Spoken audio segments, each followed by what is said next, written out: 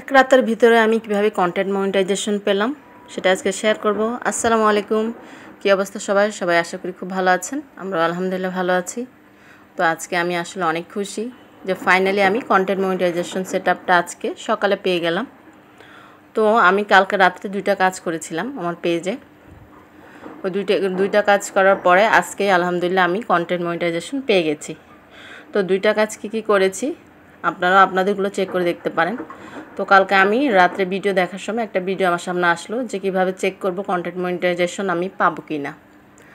তো আমি সেভাবে চেক করলাম। প্রথমে হলো আপনার যে ভিডিওগুলো আছে, ভিডিওতে মোড়ে টিপ দিয়ে যে ভিডিওগুলো আসে ওখানে যে নিডস একটা আছে যে মানে মিউট হয়ে থাকে যে ভিডিওগুলো, তো ওইখানে যে আপনি দেখবেন আপনার কোনো ভিডিও মিউট আছে কি না।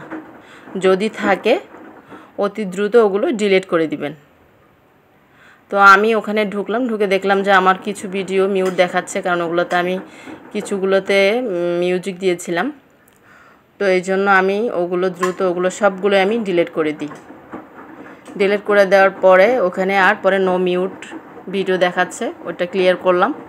সেকেন্ড আমি যে কাজটা করি সেটা হলো ফটোস যে আছে, আপনি যে অনেকগুলো ফটো এরকম দেওয়া থাকে, আপনার যে ফটো শেয়ার করি ওখানে যাবেন।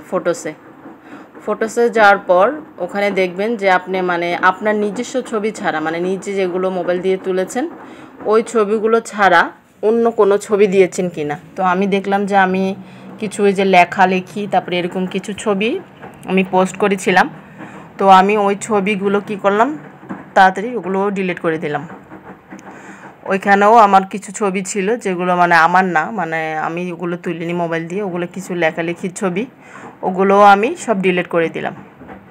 তো এখানেও আমার নিজস্ব আর যেগুলো আছে সব আমি নিজস্ব মোবাইল দিয়ে তোলা, ওগুলো আর আমার সমস্যা নাই, ওগুলো আমি রেখে দিচ্ছি। আর যেগুলো আমার নিজস্ব মোবাইল থেকে না অন্য কারোর থেকে আমি ডাউনলোড করে বা কোথাও থেকে নিয়ে আমি করেছি, পোস্ট করেছি, ওগুলো সব আমি ডিলিট করে দিয়েছি।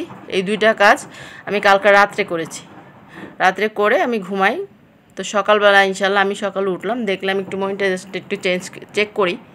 তো চেক করতে যাই দেখি আলহামদুলিল্লাহ আমার কাছে কন্টেন্ট মনিটাইজেশন সেটআপটা চলে এসেছে। তো আপনারাও চাইলে আপনাদের পেজটা এভাবে করে চেক করে দেখতে পারেন।